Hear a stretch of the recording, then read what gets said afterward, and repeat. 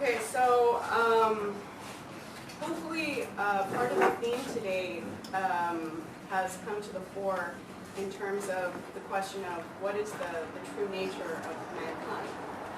And part of getting to the essence of that is the question on how we conceptualize our idea of what is possible and what is impossible. You've heard a lot of good solutions to problems. We didn't go over how to get over the financial crisis, but we have a policy on that. There's a lot of work that we've done on the danger of thermonuclear war. How do we bridge the gap that is required in order to change our paradigm towards a peaceful future? And we talked about nuclear fusion that has a very powerful ability to develop the world in a very short amount of time. These ideas are not new though, right? They're exciting, but they've been around for, a lot of them have been around for 30 or 40 years or more. So, LaRouche started this organization about 45 years ago. And he already saw that we were going to hit this crisis point. He saw it that far back. And he started very early on talking to people at all levels, but high level, like leaders of countries.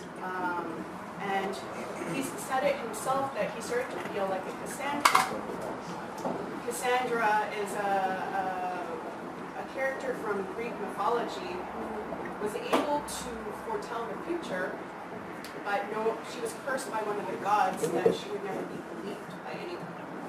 So LaRouche has been saying the truth for a very long time, and yet we're still at a point where a lot of people will say, like, well, LaRouche is crazy. LaRouche doesn't know what he's talking about. This is a cult. But if you actually look at everything that he's been laying out for the last 40 and plus years, he's the most sane person that you could possibly have listened to all this time. He ran for president how many times? Nobody ever voted for him. The American public had an opportunity to avoid this crisis point at a very early stage. So, as you work with us further, you realize that it doesn't matter who you talk to about solutions. It could be a bystander on the street, a politician, a diplomat, a scientist. Almost everyone has a similar answer that, well, I like these ideas, but they'll never happen. Wall Street's too corrupt. People are too corrupt.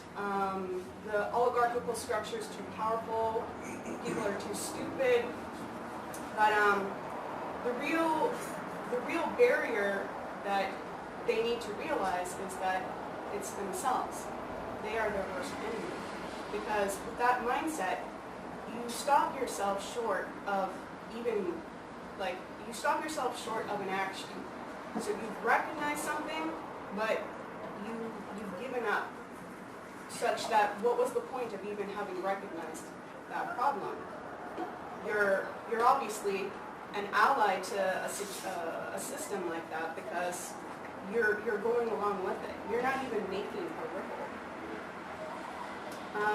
So the problem that we need to recognize is that it's not just, are these solutions feasible? Like, what about every detailed fact? Like, well, I've noticed that there's a problem with this and yada yada. The real problem is that we're in an existential crisis. A lot of people know that there's a problem. They know on some level that things are getting worse, but they're hoping that at least, it'll be past my middle ages. I'll be able to enjoy, like, a big chunk of my life, or it'll happen, like, past my lifetime. I've heard people say that.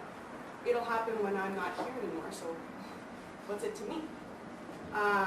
So that you have a citizenry that's becoming less and less concerned of not just the citizens of the world or their country, but they're not even concerned about the future of their children, their grandchildren, and so on. That's when you know that you have an existential crisis. what kind of a citizenry is this? How can a democracy really function if you have people like this? It's sure politicians are corrupt, but what is the true foundation for a real democracy?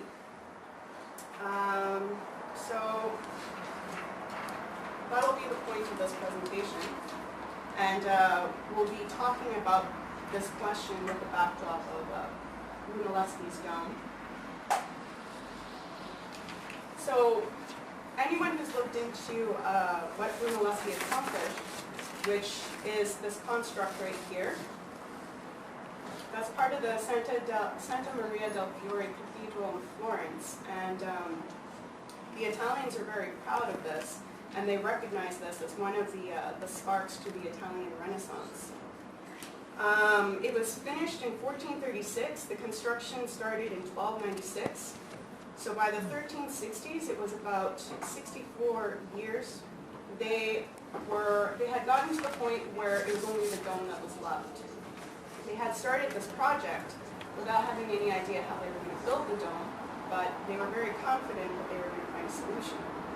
So when it came time to address this, 44 years went by. They had a big hole there. And then finally Brunelleschi was accepted to be hired for the task. And within 16 years, the dome was built. For anyone who's familiar with the normal time it takes to build these cathedrals, which were much smaller, the domes were a lot smaller than this one too. This is the largest masonry dome that was ever built. The time it usually took was much, much longer. And as we'll discuss a little bit further, this was also after the banking collapse, which basically bankrupted Europe and the Black Death. So he accomplished this in 16 years, rising approximately 4 million bricks of an estimated 37,000 tons. So he had to also create, some inventions to deal with this. We won't be able to go over that because of time, but he was making a lot of discoveries, not just on how to build the dome. So the question is, why is the dome so special? How did the dome spark a renaissance? One of the contributors to a renaissance. And why was it that this is the largest dome? Was it that everyone's like, well, I don't want to compete with that? Michelangelo built a dome after that, and it required a lot of support at the bottom. I forgot the term for it, but they had kind of barreling at the bottom, and then they had to add that a few hundred years later because it was still cracking. Whereas Brunelleschi's dome was stable. It never needed any kind of support, and we'll go over that a little bit further as well later. But that was a pretty big deal, and nobody's been able to do anything bigger with masonry work, which is stone or brickwork. Another question we should keep at the forefront is, why were the Florentines working on such a huge project during after a financial collapse? So there was no money. And the plague was there, where, depending on where you were, 50 to 70% of people died when the plague went through. So that's a really important thought to keep in mind, especially during our day, where you're constantly being told that budget is the reason why we can't have anything good. And we'll readdress that question later. So part of with the questioning the nature of man and how we came to regard ourselves the way we are now, which I would think it has been made clear that we've kind of lost our creative spark. We need to go back to Aristotle and Plato. Aristotle and Plato we still learn in school, but it's not just because the Western democracy system was built on ancient Athens with what Solon contributed, but our concept of the nature of men also stems back to Aristotle and Plato. How many of you have read Plato? And Aristotle? Okay, so for those of you who don't come to the readings, can you answer to me, like, what's your impression of Aristotle and Plato's relationship? Were they friends? Were they like of the same philosophy, school of thought, or do you think maybe there was some disagreements? You know, Aristotle's the younger one for people who are not clear. Aristotle is this guy, Plato's this guy. How many people think that, you know, Aristotle being a student, some people say, of Plato, I mean, he did attend Plato's academy. Who thinks, you know, that they were of the same school of thought, or were they opposing? Non, deux écoles opposées. Ben déjà, du geste de la main, l'un, tu sais, tend la main de cette façon-là, c'est comme s'il montrait aux gens que c'est plus, comment dire, une interprétation pragmatique des choses, une démarche empirique déduite par la logique, etc., qui nous dicte le raisonnement. Et l'autre qui regarde vers le ciel, c'est comme, qui tend la main vers le ciel, ce qui veut dire qu'il ne faut pas se limiter à justement tout ce qui est palpable et qu'il faut chercher au-delà une interprétation plus, disons, céleste. Yeah. So if you look in the picture, you have Plato is holding Timaeus, and Timaeus is recognized as probably his greatest piece of work, and it discusses the nature of the universe and the nature of the human mind, who's able to conceptualize the nature of the universe. Aristotle is holding his Nicomachean Ethics book, and this is basically a rule book for how men should best live. So with how men should best live. So for Plato, his his philosophy is based on what he came up with as the hypothesis of the higher hypothesis.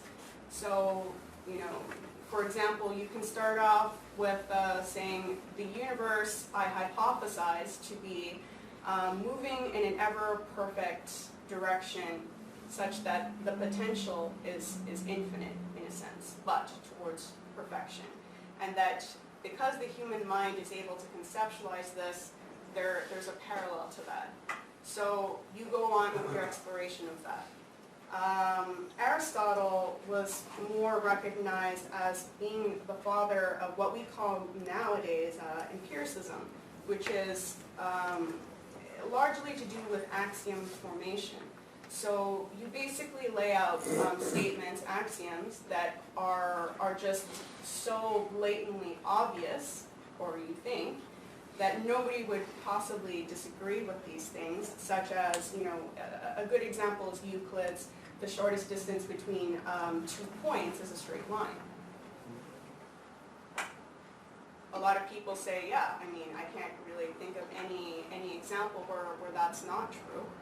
We'll test that out if that is true later on, but so the point being is that you judge that it's true based on a type of sense certainty. My senses tell me that this is true, and thus you form your whole foundation following after that based on these axioms.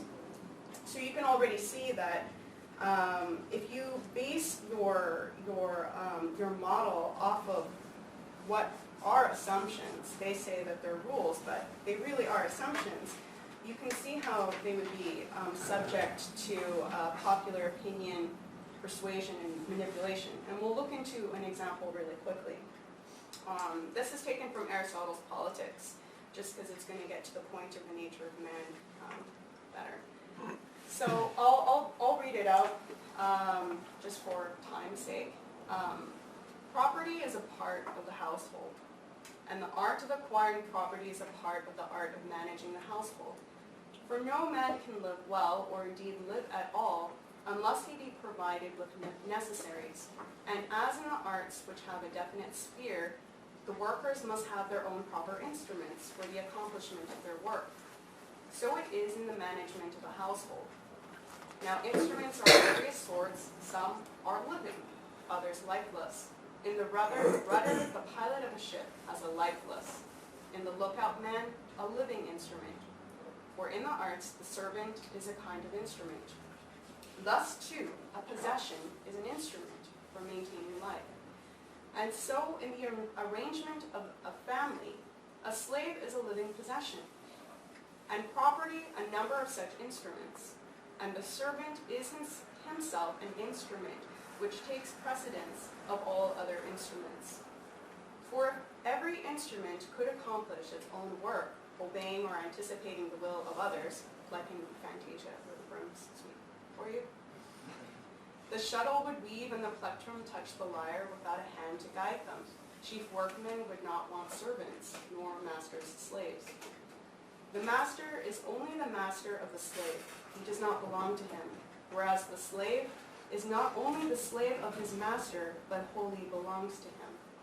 Hence, we see what is the nature and office of a slave. He who is by nature not his own, but another's man, is by nature a slave. And he may be said to be another's man, who, being a human being, is also a possession. And a possession may be defined as an instrument of action separable from the possessor.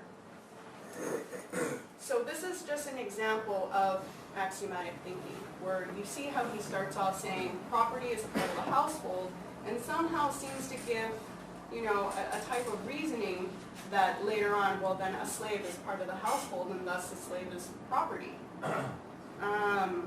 So we can, let's maybe not be so harsh on Aristotle, and we'll say like, well, slaves were accepted during Aristotle's time. Ancient Greece, they did come up with democracy as our system is based on, but they also had slaves. So can we forgive Aristotle for this observation? I would follow that up with just another quick excerpt from Politics. This is the following part in it. But is there anyone thus intended by nature to be a slave, and for whom such a condition is expedient and right? Or rather, is not all slavery a violation of nature? There's no, he goes right into this. There's no difficulty in answering this question, on grounds both of reason and of fact, for that some should rule and others be ruled is a thing not only necessary, but expedient, from the hour of their birth. Some are marked out for subjection, others for rule. Okay. Where then there is such a difference as that between soul and body, or between men and animals, as in the case of those whose business is to use their body, and who can do nothing better. The lower sort are by nature slaves, and it is better for them, as for all inferiors, that they should be under the rule of a master. For he who can be, and therefore is, another's, and he who participates in rational principle enough to apprehend, but not to have such a principle, is a slave by nature. So you're getting at what he's saying here. He's saying that you might comprehend a concept, but very roughly, but you can never really make a discovery. And that's what a slave is. And thus, they need masters. They need masters to tell them what to do. Otherwise, they're just these big dumb brutes that walk around and, they'll never organize themselves to do anything. Whereas the lower animals cannot even apprehend a principle, they obey their instincts. And indeed, the use made of slaves and of tame animals is not very different, for both with their bodies minister to the needs of life. Nature would like to distinguish between the bodies of free men and slaves, making the one strong for servile labor, the other upright, and although useless for such services, useful for political life and the arts, both of war and peace. So he's saying now that, if nature were perfect in this concept that he's just developed, we would have all of the slaves really, really strong so that they could do all the labor for us. And then people who are meant for the political life would, have the more feeble bodies. But the opposite often happens, that some have the souls and others have the bodies of free men. And doubtless, if men differed from one another in the mere forms of their bodies as much as the statues of the gods do from men, all would acknowledge that the inferior class should be slaves of the superior. So in order to address this obvious contradiction, he says, and if this is true of the body, how much more just that a similar distinction should exist in the soul. But the beauty of the body is seen, whereas the beauty of the soul is not seen. It is clear then that some men are by nature free, and others slaves, and that to these latter, slavery is both expedient and right. So that's the end of part 5. There's nothing left of that section where he's addressing this thought he's developed. And he sounds pretty confident that he's just proved why slavery is expedient and right, and you're basically marked out by the hour of your birth, on whether you are inferior or superior. But did he really explain how that is? He's saying that it's just, and at first he's saying, well, we could say with the body, but we can obviously see that the bodies are unequal between slaves and free men. Some free men have strong bodies, some slaves have really feeble bodies. So it must be the quality of the soul. And we can't see the quality of the soul, so we should just believe that this is right.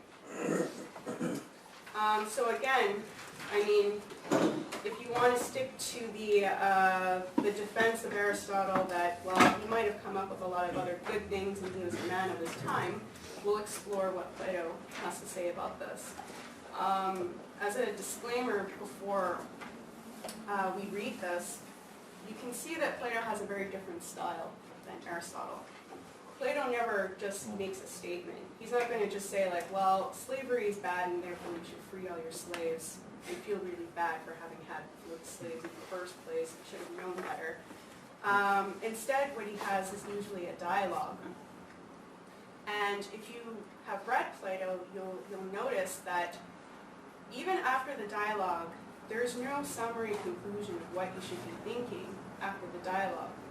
It is up to you to make the discovery of what they're talking about, what they're debating about.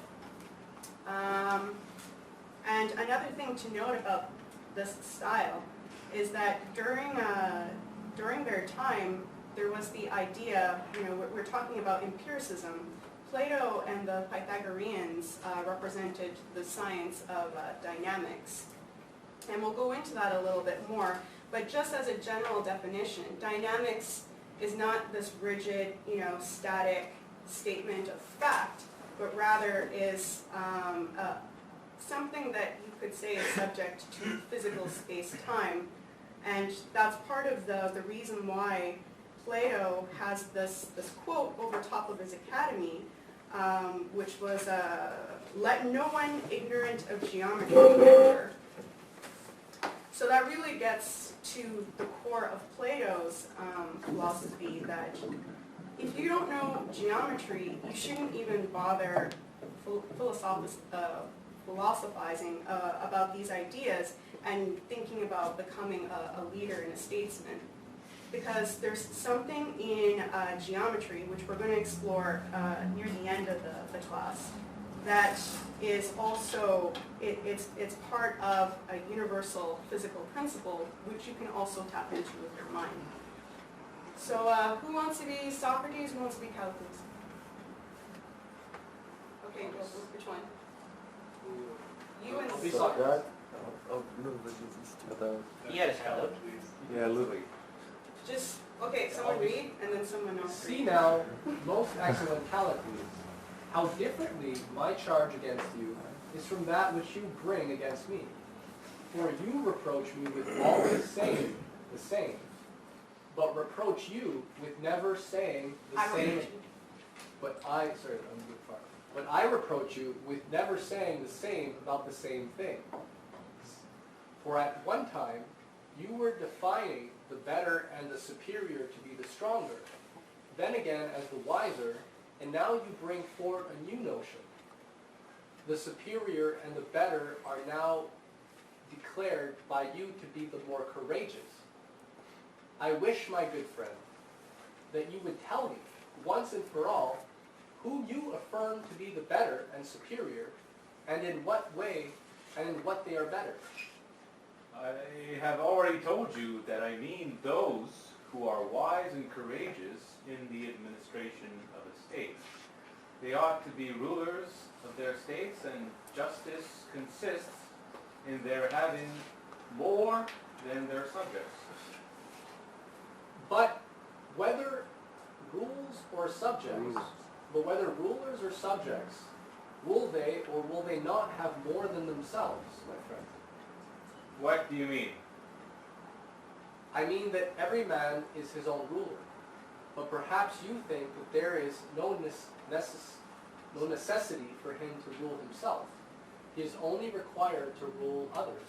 He is only required to rule others. What do you mean by ruling over himself? A simple thing enough.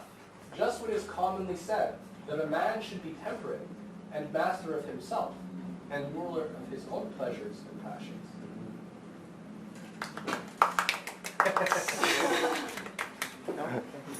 Maybe we'll do the whole acting of Gorgias if the audience wants it. So just as a summary, this is pretty much the subject matter of what Aristotle was addressing. The idea of the superior, like this was a commonly accepted time in those days, that you did have a slave. You did have slaves, and that was their because I mean they were very proud of themselves, and that's great that, I mean, they had a lot of accomplishments, but you know, they considered foreigners inferior, so that whenever they took over an area, a lot of their slaves were foreigners. So this question of superior and inferior, Socrates is exploring with Callicles. And we don't have enough time to go into it too much, but Callicles first says, well, the superior is the stronger, as Aristotle lays out. Aristotle has to also retract it and say, well, it's something invisible that we have no method of judging. Callicles says, okay, well, it's not really the stronger because, you know, there are slaves that are stronger than us. So it's the wiser. And, you know, Socrates makes the example, like, well, if you have, like, a doctor at a dining room table, does he, like, tell everyone to give their food to him, and, like, he's the tyrant of the table, or he gets whatever he wants? And that's not true. So then he moves on to say, like, well, it's wise and courageous now. And as you see further on in the dialogue, he can't really describe any kind of quality that justifies the state that they're living in. But Plato takes a step outside of that discussion even, and he brings up the question of, well, is this person also finding a necessity to rule themselves? That's a really weird question, especially for someone who thinks that the biggest goal in life is to have the most power, so that any desire you want is before you. There's no barrier. That's the greatest freedom. That's an idea of freedom. And what Socrates, or Plato is essentially Socrates in this, is saying is that, are you really free if you have all of your desires at your beck and call, or are you in fact ruled by your desires? And so it's a form of enslavement as well. You're not actually truly free. So that just kind of gives you an idea of the method, that if you were to approach, just say, this question in mind, which is something that we're still struggling with nowadays. Like, if you think that we're very far from this idea, like we don't really have this concept of slavery anymore, I think that hopefully the presentations before have presented that there is an oppression, and we do live in a slave state where I've heard Helga say that 80 people, that's it, in the world own half of the world's wealth, like the equivalent of half of the world's wealth. So what kind of a system do you think you're living in with that kind of crazy imbalance? That's a form of slavery. Like we are not free, and the people who are in charge of the system are also not free.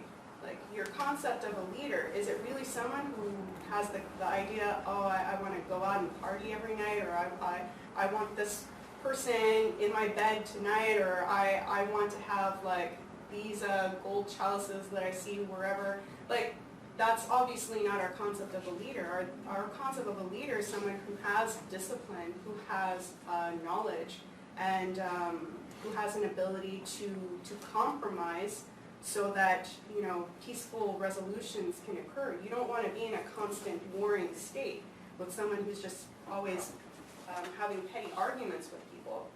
So anyway,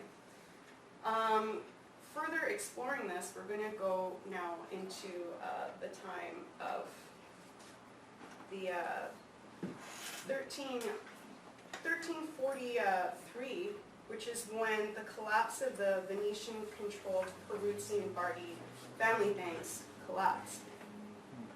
So the sovereign debt default of one nation in England was sufficient to pierce the speculative financial bubble, bringing in its wake the breakdown of civilization in Europe. And just to note that if we had a financial collapse today, it would be worse. So what ended up happening is a few years later, you had the plague that came in. The plague existed already in Asia, but the thing to note is that the reason why the plague was able to spread as crazy as it did, where you had 50 to 70% mortality rate in many of these cities, and it wouldn't just stop. Like it would come back after 7 years or 7 to 12 years, it would come back. So like these people were just constantly being onslaughted with death. And you can think about the Ebola crisis as an example of that nowadays, where you had the outbreak in Western Africa, and then you had a few points that hit in Europe and the United States. And it was lucky that it was contained because these areas were not actually prepared for it.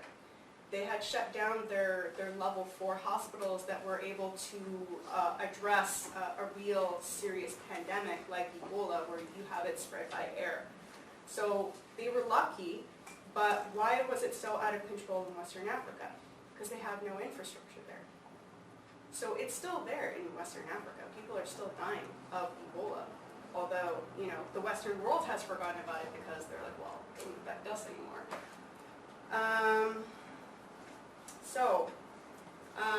To get into the mindset of the people during this time, I chose to take a quote from Giovanni Boccaccio's Decameron. A quick note on him. Dante had written the Divine Comedy before this, and he's credited with basically forming the Italian language that was used during the Italian Renaissance. So you had, before that, a bunch of dialects where people weren't even able to communicate very well. And not only did he form it into one language, but it was of a higher language where you had more of a capability of expressing scientific thoughts, such that during the Italian Renaissance they were speaking a very different language from just a few hundred years ago.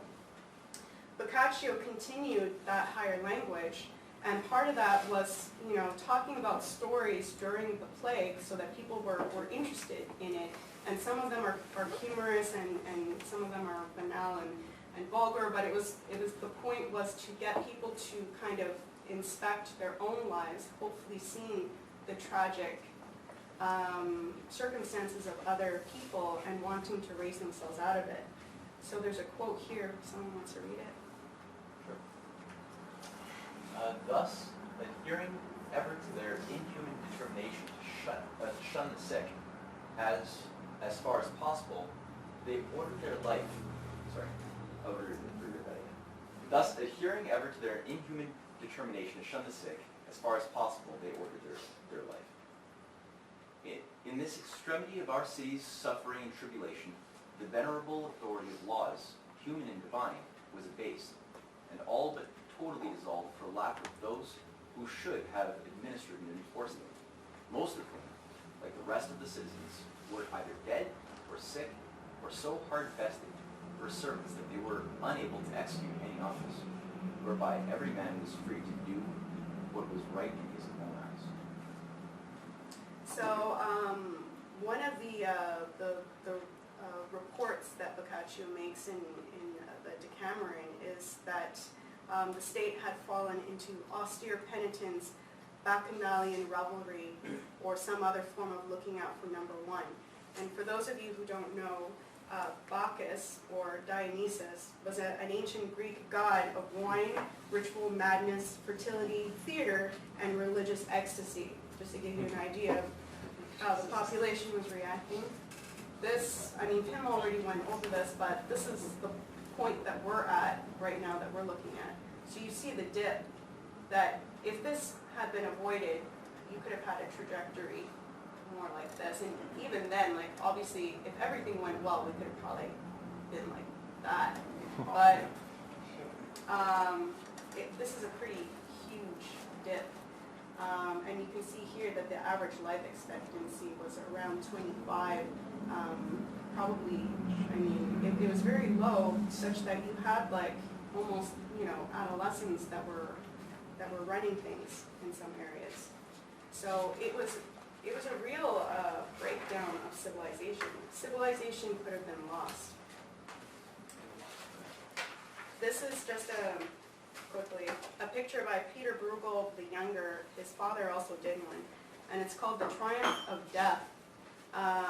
This also, just to give you an idea of the chaos that these people were living in, where crime was escalating, borders were closed off, trade ceased to continue, and cities started to war with each other for resources. This is a picture by Goya called A Procession of Flagellants, not flatulence. And so that by the spring of 1348, so remember the banking collapse happened in 1344, you had this cult that arose called the Flagellants, where they would flagellate themselves, which is this form of whipping, because they thought this was end times and that they had somehow upset God. So by whipping themselves, somehow God would think, well, maybe I should stop punishing everyone. And later on, the insanity increased, where instead of them just whipping themselves and, you know, not really affecting other people except being disturbed by the scene, they started to target Jewish people. It's always the Jewish, that seems, but target the Jewish people for the world's sufferings, and would slaughter them and burn them alive. So obviously this is insane, and again, I would challenge people to reassess like our situation in the world right now. Are we really this far off from this kind of craziness? Like, you don't see this on the streets of Canada, but if you go other places in the world, what are you seeing right now? And it's increasing. What have you, I'm sure a lot of us have seen some pretty disturbing videos over the internet of either things that ISIS, Al-Qaeda have done, or things that, you know, Israeli and Palestinians have done to each other on the streets of their countries. It's the worst kind of violence, and after they do the violence, they like spit on the person and call them a dog and tell them to die. Like, is that really that different? My friend's 12, 13-year-old cousin believes that all those Muslims will die, and is like die hard for it as well. Yes, it's scary. It's like they want them to suffer, not only die, but like suffer horrendously before you die. Why did they say that the Jewish people were the origin of... I don't know the details of that, Okay. but maybe someone else will be able to answer that at the end. We'll just keep it. Yeah. Oh, yeah? Go ahead. Well, Okay. It's just for flow because I'm afraid I'm going to be running out of time soon. Sure. So just quickly as an example, you have cathedrals were a big thing. And the reason why cathedrals were big was not just because of like everyone was a lot more religious back then, but because cathedrals were a type of Apollo project, such that the kind of skill and ingenuity, creativity that was needed to build cathedrals actually attracted trade and commerce, and you actually ended up having cities that would flourish as a result of cathedrals. So at the time, before Florence, had embarked on their project for the Santa Maria del Fiore, you had the cathedral in Pisa and Siena, who were probably the greatest things that they were inspiring towards. So again, just comparing this to like what the Apollo project does for us, that's why we call for a space program, even though people are like, well, everything's bankrupt, why would you want to do a space program? Maybe you keep that in mind as we ask the question, why did the Florentines want to build their cathedral during such a crazy time? This is a painting on the wall of Santa Maria del Fiore. It's called The Comedy Illuminating Florence. And it's a picture of Dante with his Inferno from his Divine Comedy. And then you have Mount Purgatory, Adam and Eve, and the celestial heavens. And then you have the cathedral, the Santa Maria del Fiore here as well. So Dante was not just a writer, he actually held public office in 1293 and had initiated the project to knock down the Santa Reparata, which is where the Florence Cathedral was going to be built. So you could say that Dante was really a part of the vision of the Florence Cathedral. Quickly, the public records of Florence at the time were describing the project that they were envisioning. So that here's the Santa Reparata, the red spot, and this was their goal, significantly bigger. And they said that their aspiration was something of the most exalted and prodigal magnificence, so that the industry and power of man are unable to invent or ever attempt to gain anything that is larger or more beautiful. So instead of looking at this as like, just wanting to be the best of the best, it was really a desire to touch upon something within their own nature that was divine, that was the closest to an idea of what they thought was perfection. So Siena, which we saw in the previous slide, it was the one to the right, they in response to the embarkment of the Florence Cathedral construction, started to build an extension to theirs. So they had finished theirs about 200 years before the start of the construction of the Florence Cathedral, and the Florence Cathedral started in 1296. So about 30 years later, the people of Siena said that, well, we're inspired, we're going to also try to make our cathedral bigger. But as we know, you had the banking collapse after that, and you had the Black Death, such that half of the population of Siena had been wiped out during that time. In 1348, I think, was the peak time for them. The money ran out, but more importantly, the ingenuity, the will, and confidence had run out. And they started to actually tear down their extension of the cathedral, such that today it remains as a shell and is being used as a car park. Another example just of like failed attempts at what the Florentines were trying to do was in France. You had the Beauvais Cathedral. They have obviously a very different style. It's called Gothic vaulting, where you have these things here. They wanted to raise it every like 10 to 20 years to always just get it taller and taller. And in 1272, they had built the tallest one at 157 feet. And by 1284, it had collapsed.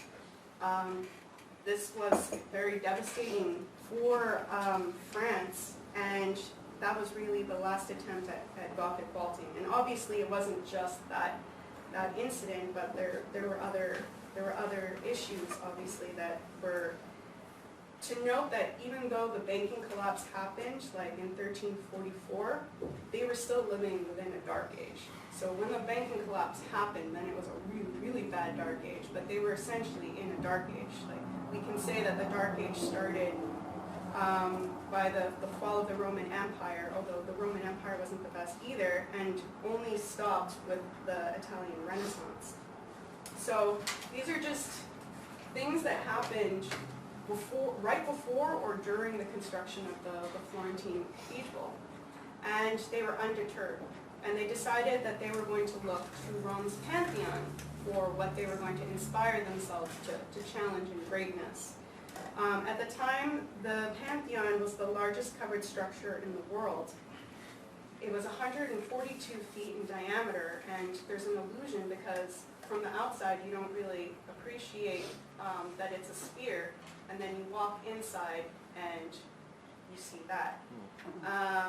So this was something that was the art, first of all, of like poured concrete, like how this was built.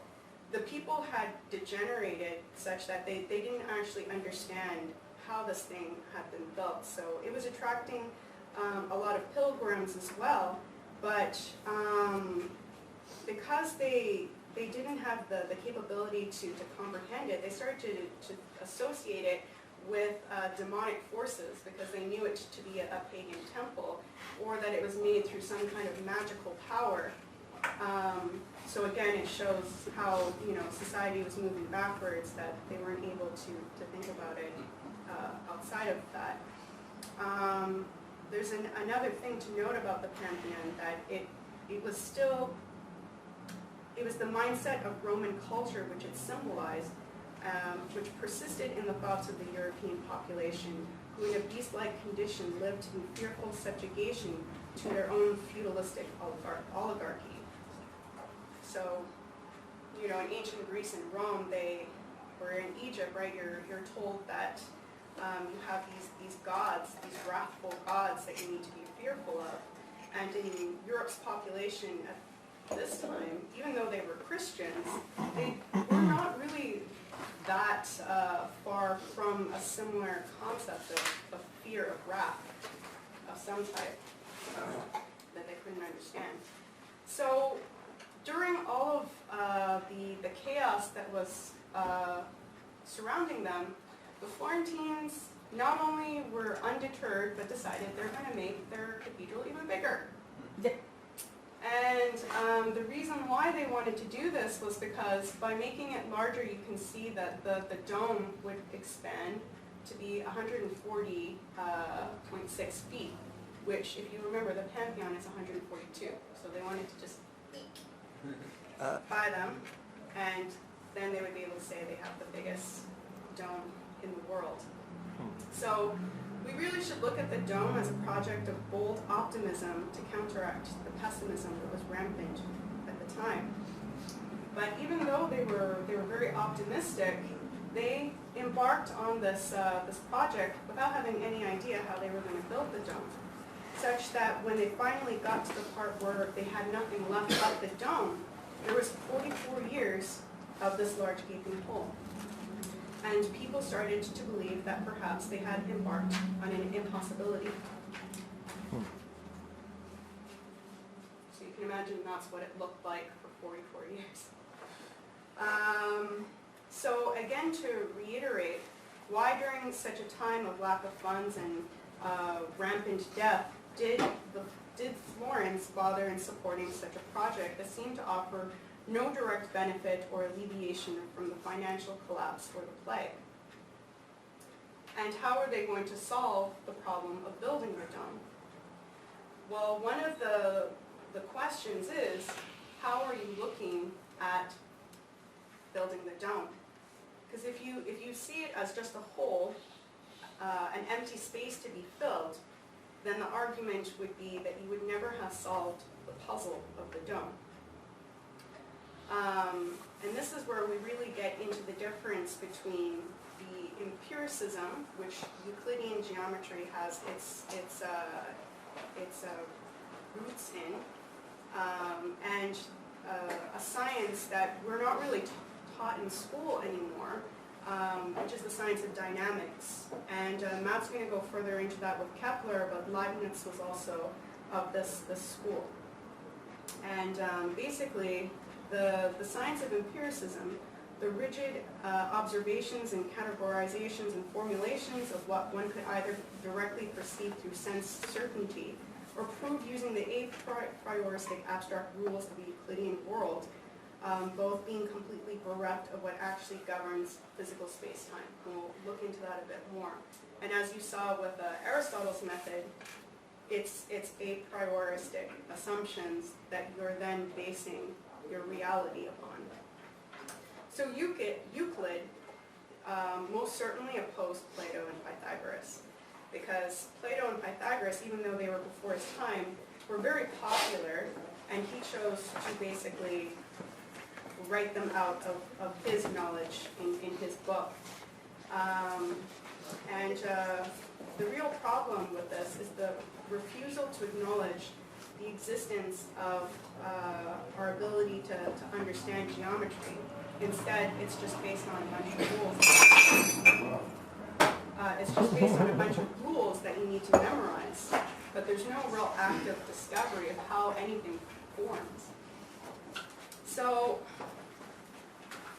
Brunelleschi could never have made his discovery if he were to have followed the Aristotelian and Euclidean prescriptions of how to look at science, how to look at the environment around you, because the dome was actually built with the discovery of the principle of least action, which is a concept of dynamics, and we'll go into that further in a bit. So at the time of Brunelleschi, dynamics as a science of the Pythagoreans and Plato had been largely forgotten. Cusa, which Matt is going to talk about a little bit more, was younger than Brunelleschi by about 30 years, 30 or 40 years, and he became the modern father of dynamics, such that until the gap between Pythagoras and Plato, until Cusa, it was like largely lost. And you can imagine too that during a dark age you don't have a lot of books that are prevalent. Like Plato was almost lost too, and that's another story. The Islamic Renaissance, I think, saved Plato, right? So Cusa undoubtedly was inspired by what Brunelleschi was accomplishing with the building of the dome, and later started to formulate a lot more, like develop the concept of this principle of least action. So the distinction between physical geometry by the Pythagoreans and Plato is that relation of action within physical space-time as defined by an apparently external force of action on that space. So that's why, like, if you're approaching that big gaping hole as a hole that needs to be filled, you're not actually approaching it from the right standpoint, because through the standpoint of dynamics, they're saying that there's actually external forces of action on that space. So just like you have gravity, which was not understood for a while, we have other types of forces that are interacting. So the reason why Euclidean geometry is so destructive, as we've talked about before, is because of this eliminating the respect for the existence of efficient physical action for change in state. If you've looked at Euclidean rules, which we're going to look over a few of them, you'll see that there's nothing accounting for change. It's just like these rules in a two-dimensional world construct that you're looking in, but it doesn't account for, like, well, what if we're looking at it on Earth? What if we're looking at it in somewhere in space or another planet that might have different, like, is it always true? And it should be noted too that when Brunelleschi was embarking in this, because of that 44 years of, like, the dome, the future of the dome being unknowable, people really did start to become pretty pessimistic.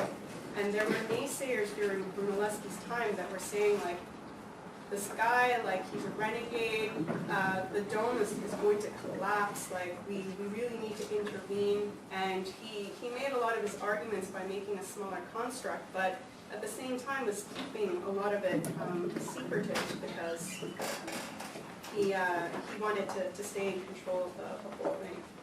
So this quote, I don't think we'll have enough time to read it, but it's basically going over the argument of the centering, because during that time, and again we'll go over that really quickly later, they would always build like some kind of wood structure such to support the dome, and then it would be only stable once you had the keystone pieces at the top. But in the case of the Florence Cathedral, the amount of wood that would have been required for that, they didn't have enough available. Like their forests wouldn't have been able to supply enough wood. That's how big the dome was. So they had to come up with another technique. They had to make a discovery. They couldn't repeat what was being done before. And just to give you an idea, like Brunelleschi was not like received with open arms during this process. He was thrown out of the wool guild twice, and was to the point that he often recalls that during that lapse of time, he didn't dare to walk in the streets of Florence, having the impression that the people were telling behind his back, "Look, that fowl which has such pretensions." Who wrote that? That quote is it's by Tuccio Manetti. Corel Verrecchian cites him, so he's probably legit. And it's Antonio Tuccio Manetti, and it's the life of Filippo Brunelleschi. And he, I think, lived during that time. So the important thing to note about Brunelleschi's standpoint, besides the fact that he was obviously a genius for what he ended up coming up with as a solution, but what allowed him to tap into that genius? To those who invoked that impossibility, Brunelleschi sharply answered that the dome was a sacred building and that God, for whom nothing is impossible, will not abandon us. So I would say that this is not a matter of like blind faith for God's will making everything better, because obviously Brunelleschi made the discovery, but rather the faith that there's always a solution to a problem and that that solution is noble to you. So we'll go over quickly some examples of Euclidean geometry just to really get people to understand how this doesn't make sense. So a lot of you have been told that with a triangle, all of the angles should add up to 180 degrees, and that two parallel lines will never meet. When you put those two examples on a globe, you can see that a triangle can actually have three 90-degree angles, and that two parallel lines, if they go for a very long distance, you don't know, right? Like if you're this small little speck here, who are you to say what two parallel lines are? That they could actually meet. And you know, some people will say, well, if the lines are straight, they'll never meet. How do you know when two parallel lines are straight? Are you going to use a ruler? How do you know your ruler is straight? You're going to use a beam of light. Light bends. So what are you going to use to measure two straight lines? Another example is what is called a brachistochrone. And I'm going to just read a short excerpt here because LaRouche talks about it. This is an example of a curvature that we call isochronous, and I'm going to show you a short video soon as well. Such that when you release a ball at point A, and one goes through the ramp and one goes through the curve, I just realized I'm pointing at something nobody can see. So one goes through the ramp, and then one goes through the curve, right? Drop from point A here. So again, Euclidean geometry says the shortest point between, the shortest distance between two lines is a straight line. But as you're going to see with this, this model, it's actually the curve. The ball gets to point 0 faster with the curve, even though it's a longer distance. And LaRouche makes the point, it is not the principle of acceleration which determines such a curvature, it is the isochronic curvature characteristic of physical space-time, which is reflected as the phenomenon of acceleration. So again, there's a principle of what we call least action that's operating on this system. So I'll just quickly show the video.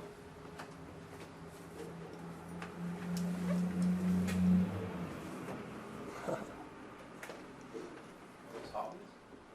Huh? The cars, right? No, they're balls.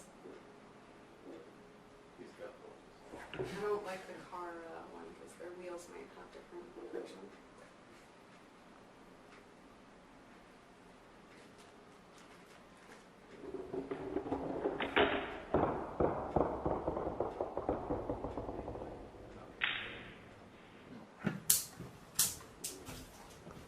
So that would have been completely unpredictable using the axioms of Euclid. So the question really is this real science?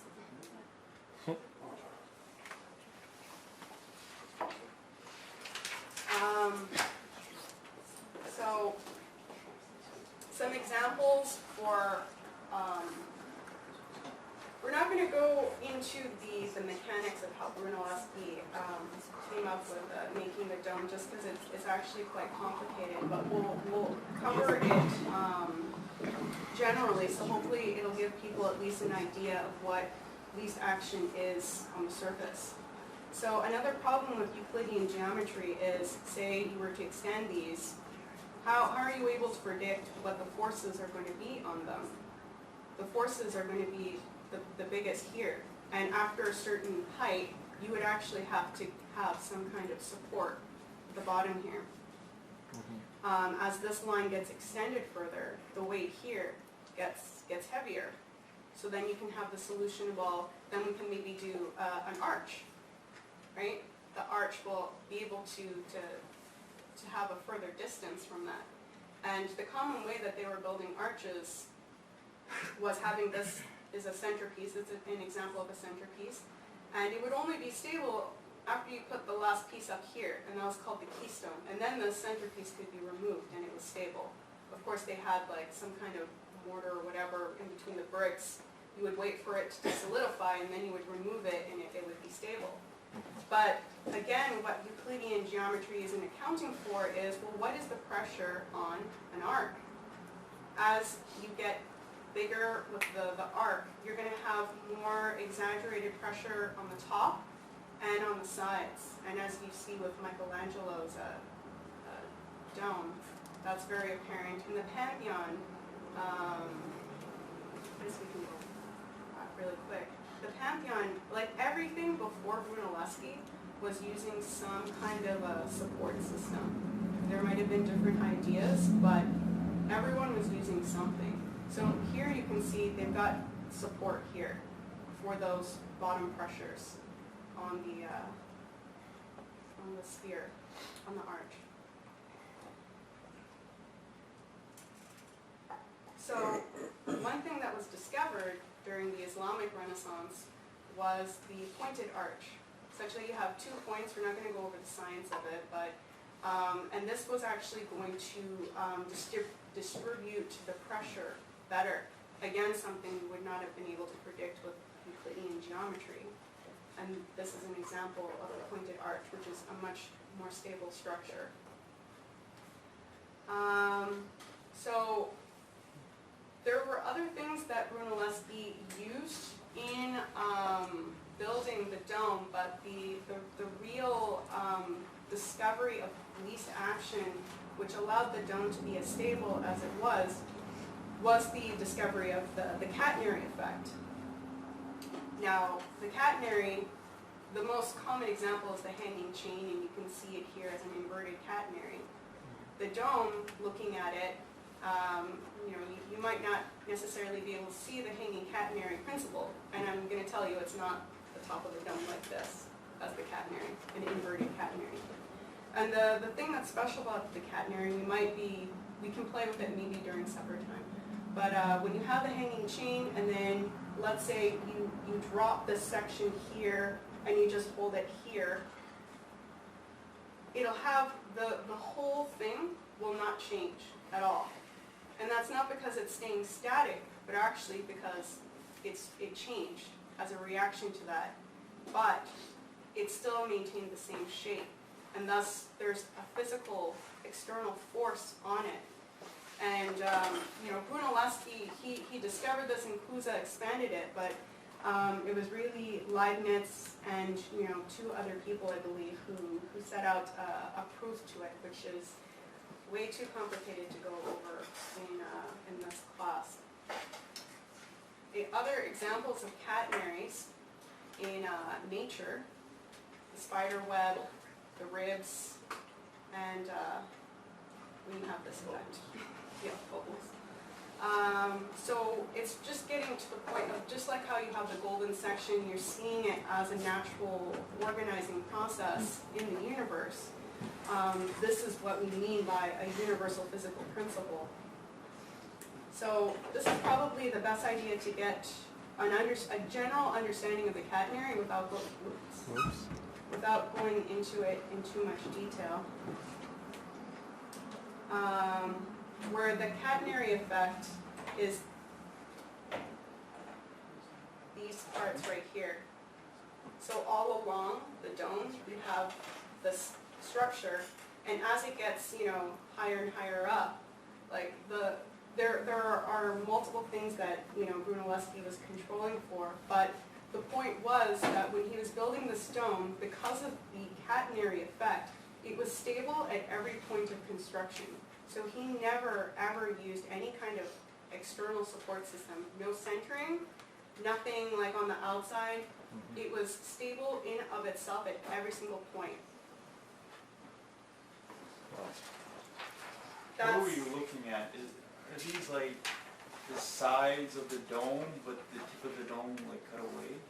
So this is, I know, okay. So this is the inside part of the dome. You can imagine this part shadowed. Okay. And so these are the edges. So you have like the dome is being like constructed like this. This part here, that's this. And there was 2 layers, right? That's why. I'm not gonna go into that, but yeah, you have like the point is that you have the catenary that's contained on every level of its construction, such that even when it was like, can you imagine that as they were getting closer to finishing the dome, the amount of stress would have been like incredible, and it was still withholding itself. And so like the tips around here, all around and it's not a circular dome, it's octagonal, but all around the tips was this catenary effect. But again, like it's not as simple as them just hanging chains in between each one. It's actually a lot more complicated than that, and so we don't have time to discuss it with everything that is being tackled in this. But it's just to get people to understand that this is completely outside of the box of Euclidean geometry. And just like with the example of Aristotle concluding that slavery is both expedient and right, and then Plato just taking that debate out of its box and going like, well, should you not be a master to yourself before you're master to others? You would never even have thought to raise that point if you were just going along with that kind of deductive reasoning that Aristotle was going along. And with the catenary,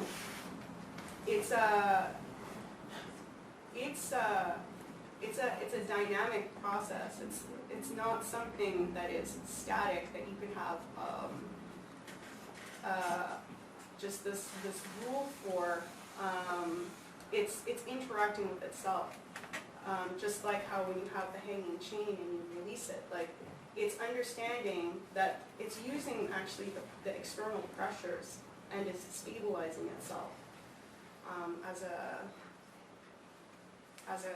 reaction to that. I think Leon Battista Alberti kind of sums up the idea of the catenary the best. And he was alive during Brunelleschi, when Brunelleschi was building the dome. He was younger than him. And Alberti himself was a man of all trades. He was an author, an artist, an architect, a poet, a priest, a linguist, a philosopher, and a photographer. And he had this to say about Brunelleschi's dome. Let me just read the quote. Olivier? Yet there is one sort of vault which stands in no need of such machines, and that is the perfect spherical cupola, because it is composed not only of arches, but also in a manner of cornice.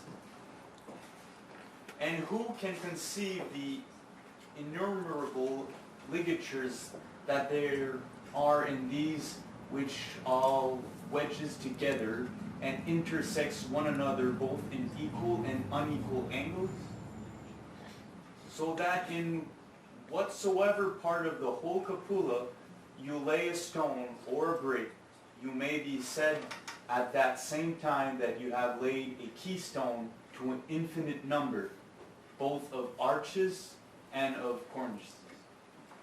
So, just to reiterate, when we were going over how they were building the spherical arch, and you have the keystone at the top only, so that it is unstable until you have that keystone in place. What Alberti is saying is that every single brick in the dome was a keystone.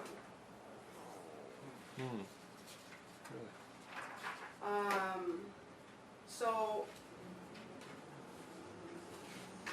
Matt is going to talk further about Kepler. These are some nice quotes by Kepler and Fermat, who continued the science of dynamics. I'll read one real quick.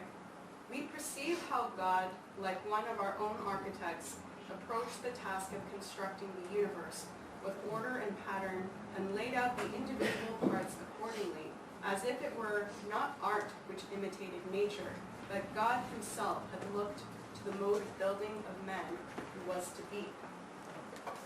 And Pierre de Fermat, our demonstration is based on the single postulate that nature operates by the most easy and convenient methods and pathways. Principle of least action. As it is in this way that we think the postulate should be stated, and not as usually is done, by saying that nature always operates by the shortest lines. We do not look for the shortest spaces or lines, but rather those that can be traversed in the easiest way, most conveniently and in the shortest time. So, what was the significance of the dome? I hope that, as we've seen with the discovery, Brunelleschi's discovery of the catenary, that only a Platonic view of mankind can lead to true scientific discovery. So that man is able to conceptualize perfection in his mind, even though he is unable to execute it in the physical world, but moves ever closer to it with every discovery of a universal principle. Such that if we are to reject Aristotelianism, which views man as either part of the elite class, and is thus a slave to his desires, or part of the slavery class who are bound to the yoke of their masters, a world that completely disregards that the nature of the human mind is to discover the principles of the universe in which his or her mind is in likeness to. If you don't reject Aristotelianism, then you are forced to accept some kind of perception that we're in a world of random chaos. There's no direction or point in anything. We're winding down. As Pam was showing, we are anti-entropic, but a lot of people say we're entropic, such that collapse is inevitable. Thus, are you going to say civilization is inevitable to have a collapsing point? That we are governed by our instincts or a form of programming rather than free will and creativity. You can't get outside of a problem because, well, that's the nature of men. Is it really the nature of men? As we've seen here, discovery of a universal principle opens us up to a new world of possibilities that was once seen as closed off and bounded. Therefore, no system based on axioms that have no real scientific basis can lead to real discoveries, because they will always conclude that the system that they belong to and are looking into has a dead end, and thus will never see the infinite possibilities that lie before them.